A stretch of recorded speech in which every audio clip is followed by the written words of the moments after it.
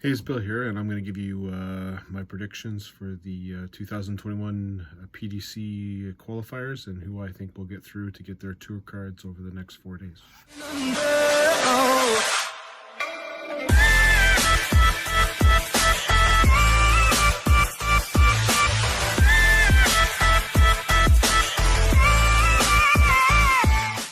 All right, first off, everyone, really excited to get the qualifying school for PDC Darts started tomorrow. I'll be watching through Darts Connect.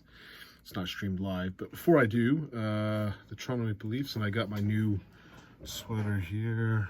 Really excited about this. Kind of, first time I saw the reverse jersey, didn't like it, but when I saw it on TV, did like it. But the Toronto Maple Leafs are about to take on the Montreal Canadiens, and that should be a victory for the Toronto Maple Leafs and put a smile on my face. Before that, I want to do PDC Darts qualifying school. They've gone through both in the European and UK, the 1A and 1B schools.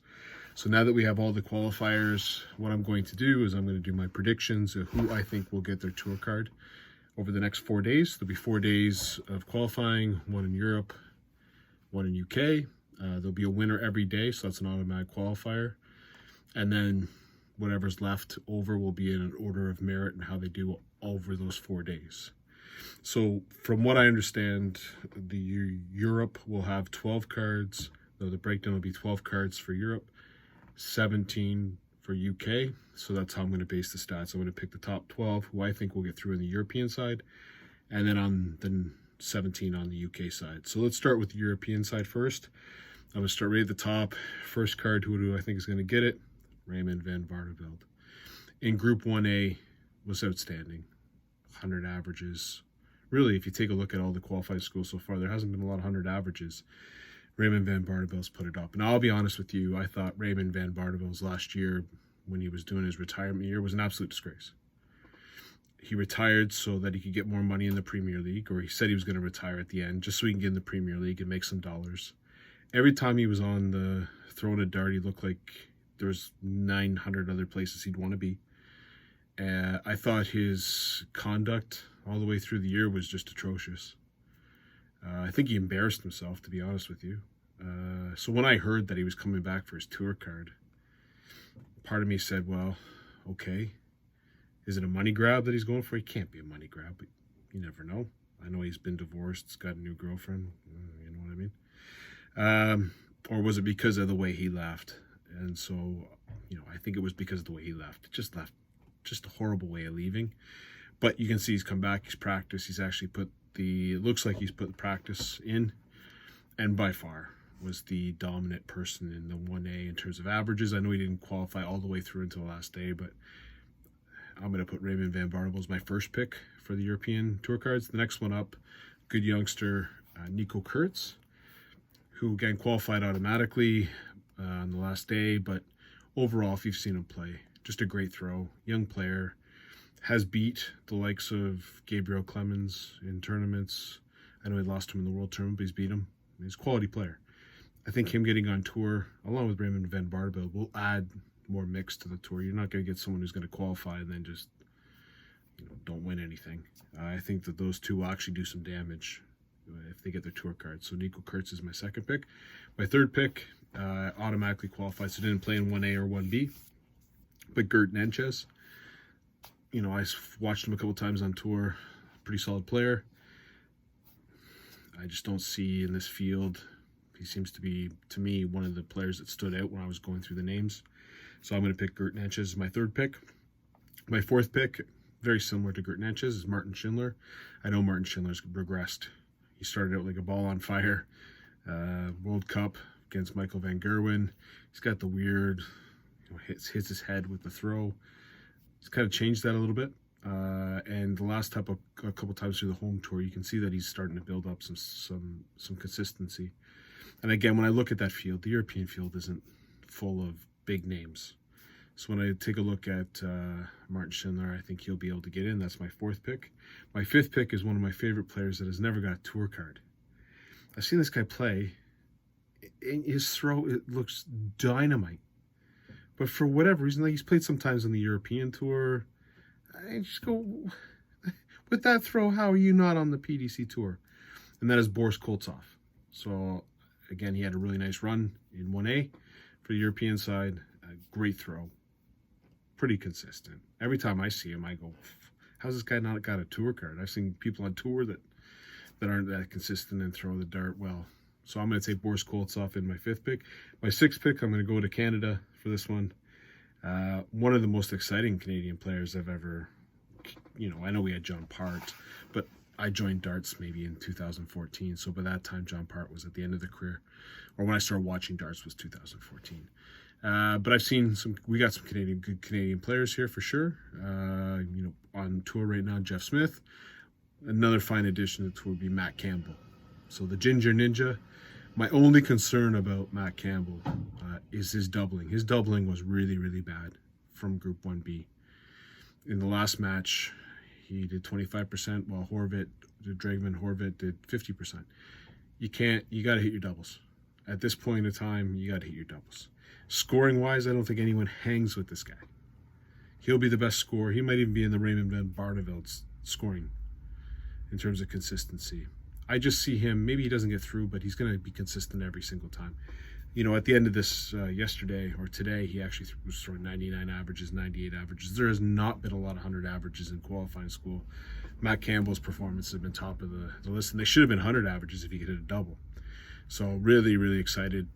He'll be the one I'll be following for sure every single day, but Matt Campbell is my 6th pick.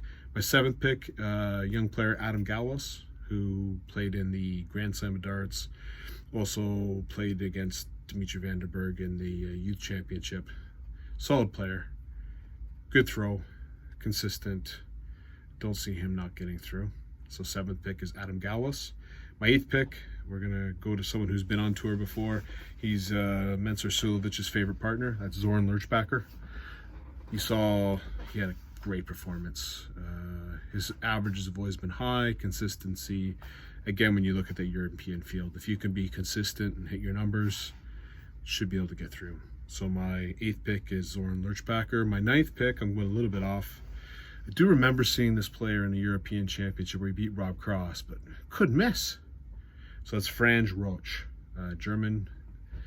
I don't know how many, I've got 3 or 4 Germans to get through out of here. Germany's been producing some pretty good dart players. I just remember, it just was amazing in that tournament. I see that his averages weren't as high as what I remember. I think he had 100 average against Rob Cross. He's got, the experience, kind of a name out of nowhere. Only the last couple of years, or the last year have I heard his name. But I'm going to go Franz Roche with that 9th spot. My 10th spot, I'm going to go to someone who just lost their tour card, Neil Zonneveld. He did beat James Wade. I don't like his throw, I'm going to be honest, but he's been on tour, averaging low 90s, high 80s. That's probably good enough on this side. So I like Neil Zonneveld to be my 10th pick. And my 11th pick, I'm going to someone who used to be on tour, but lost his card, came back, really had a nice qualifying school, and that's Jeffrey DeGraff. He was pretty good. I remember watching him when he was first coming out and thinking, got a chance. But obviously he tapered off, lost his tour card, and must have lost the qualifying school last year if he's back in qualifying school. It's surprising to see his name there. But saw that he did really well in the qualifying school, so I'm going to take Jeffrey DeGraff. And my last pick, all over the place in this one, but I'm going to take someone called Lukas Wenig, German, built like a brick house. I don't think I've ever seen a guy that big. He probably bench presses 500 pounds. He looks like there's no way that Gerwin Price is going to yell at this guy. This guy's going to pop him. He makes Gerwin Price look like a ballerina in terms of his physical. I just look at him and go, holy crap. But also throws a good dart. Saw him in a couple of European championships. Again, we'll pick a name here. For my 12th pick, so Lukas Wenig. So for European Tour, here's my picks. Raymond van Barneveld, number 1. Nico Kurtz, number 2. Gert Nenches, number 3. Martin Schindler, number 4. Boris Koltsov, number 5. Matt Campbell, number 6. Adam Galwas, number 7. Zoran Lurchbacher, number 8. Franz Roche, number 9. Neil Zonneveld, number 10. Jeffrey DeGraff, number 11. And Lukas Wenig, number 12. That's the order that I think they're going to actually go for it. So those are my bets in terms of what I think are going to be the highest chances. What I'm going to do is I'll give myself a point for every single one that I get right. Let's see if I at least get 500. Let's go over to the UK side. UK side's a little bit, I think it's maybe a more challenging area in terms of the quality. But with that, they get 17 cards. So I'm going to go through my picks again. I'm going to pick them in who I think has the highest probability of getting in. So my first pick is Jim Williams. Jim Williams has played on the tour, BDO Championship, lost it to Wayne Warren. But he's also had some Pro Tour experience in the summer tour, the autumn, or I think it was the fall tour or the autumn tour. Great player, consistent, going to be chucking 90 averages. I don't see how he doesn't get through. So Jim Williams is the first pick for me. The second pick, I'm going with Goldfinger, Andrew Gilding. Now, I don't really enjoy watching Andrew Gilding play because I think he fires it from 75 miles away on the left-hand side. I don't even think he's on the hockey from where he throws it. Slow player, but he's consistent. And I think when you get into qualifying schools, consistency is the name of the game. He's not going to throw a 70 average at you. Very consistent. Did well on the Challenge Tour. Been on the tour before. Just think he's class. I got Andrew Gilding as the second pick. Next pick, probably wouldn't have made this pick until I saw the last couple tournaments and how he qualified for the World Championship and then how he did in the World Championship, and that is Jamie Lewis. First of all, I hope he wins. I think he's got a great throw. I think it's just brain with him. Seemed to be going off. I know he got booed off a European tour. He couldn't even hit like a 40. He was like playing like me. But really liked how he qualified for the tournament and then, or the World Championship, and then did well in the World Championship and gave Gerwyn Price a go. There's no one named Gerwyn Price in this qualifying school, so I like Jamie Lewis to get the third pick. Next pick, again, I'm going to stay with the people that automatically qualified, and that is my top four of all. They didn't have to do Group 1A or Group 1B. Next pick is Scott Mitchell. Scott Mitchell's been in a lot of pressure situations. He's played on the tour, got some good wins. Again, a very consistent player. Wherever he's been, BDO, he's done well. Couldn't believe he didn't get the tour card last time he was out. So I'm going to take Scott Mitchell as my fourth pick. The next pick I'm going to pick, I actually had to go through 1B school and was in trouble going into today. But I just like Danny Baggish. Just like the way he throws, like the way he's consistent. I know he's gone through COVID, remarking about not having energy. He's going to need energy. But you saw today, he was at the bottom. He might not even made it. A couple players that didn't make, Danny Lauby should have. It's crazy that he didn't get through. But he was at a point where he had to win 4 games today, and instead of winning 4 games, he just took them all. It's that kind of quality you look for. Good averages, took out a 160.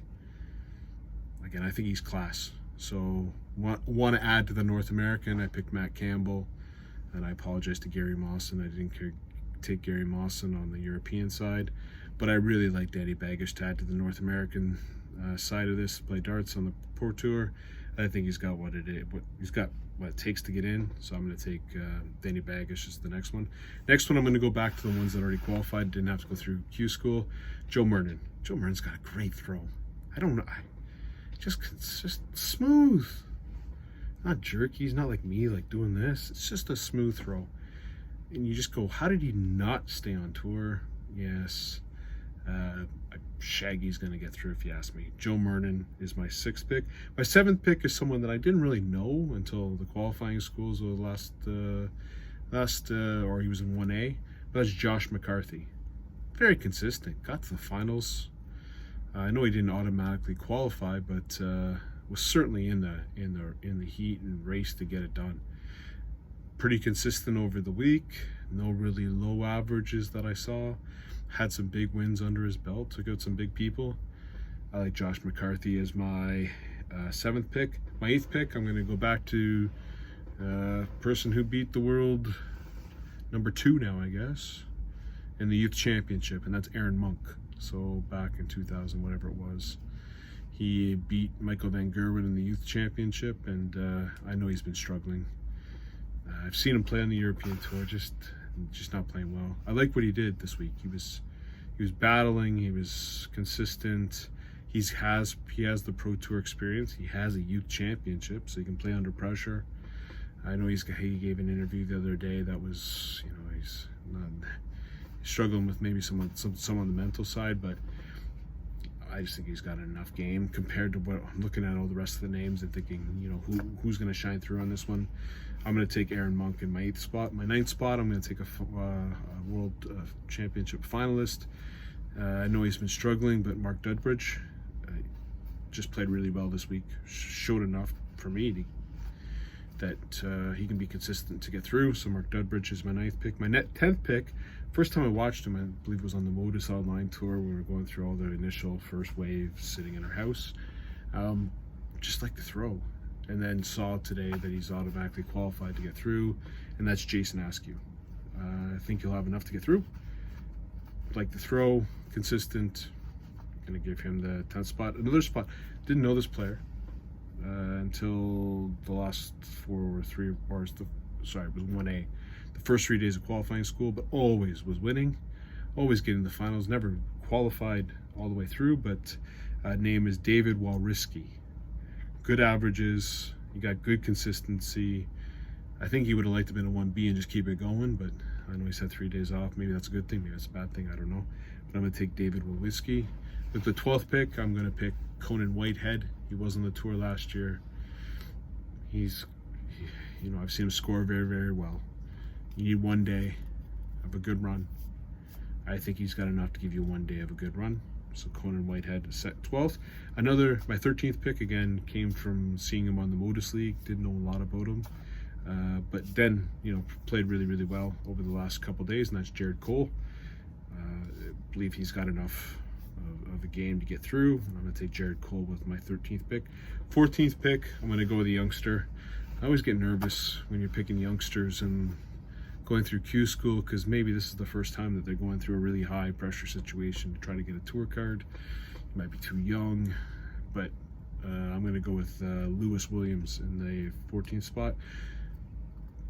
So he's in the automatic qualifier, but if you take a look at who's got the best average over a 6-leg span or a best of 11, he's got 117 average. There's no one.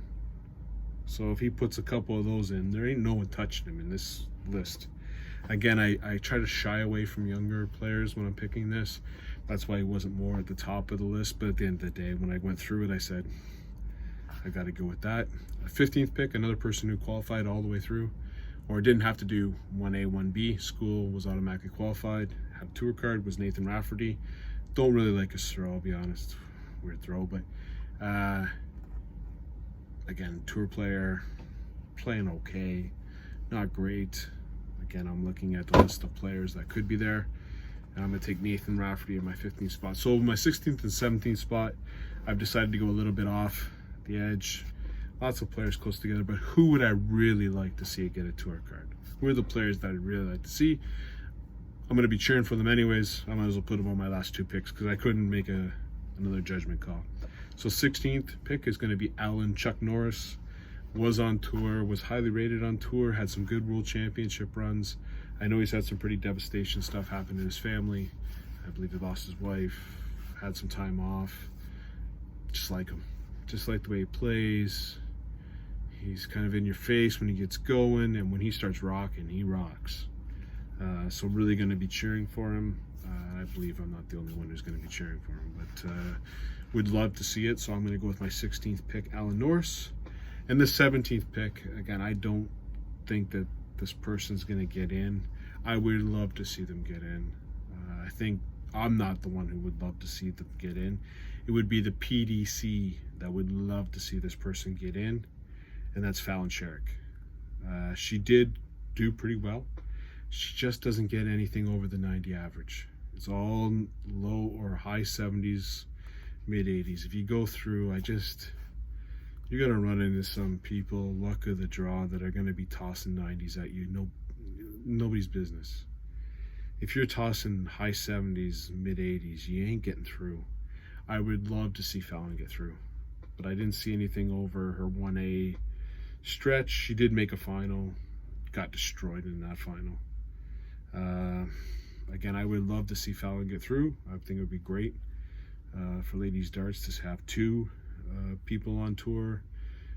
So that's why I'll put her in my 17th pick. I'm going to hope, I'm going to be cheering for her, but that's kind of put her on my pick, and I'll see if I cheer.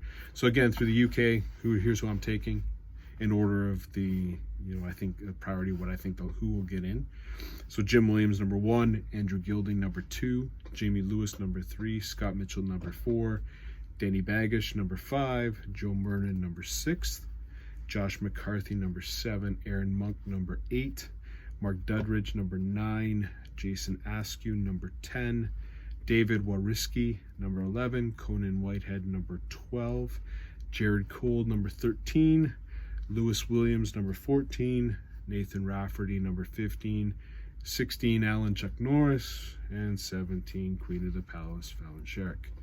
Hope everyone enjoys the next 4 days of darts. That'll be fantastic. A lot of nervous games, a lot of pressure on all the dart players to get through and get those cards. 29 cards on offer. We'll see how I do out of my 29. I'll have a video after the qualifying school to say how I did, and then have my comments on the new people on tour. Should be really exciting, and then they get right at it in the Super Series. So fantastic time for darts, and hopefully sooner rather than later. I know we got the UK Open, that's gonna be behind closed doors, but sooner or later we get some crowd in there as well. All right, last thing I'm going to leave you with is I'm about to go watch Montreal Canadiens hopefully get destroyed by the Toronto Maple Leafs. Cheers, everyone.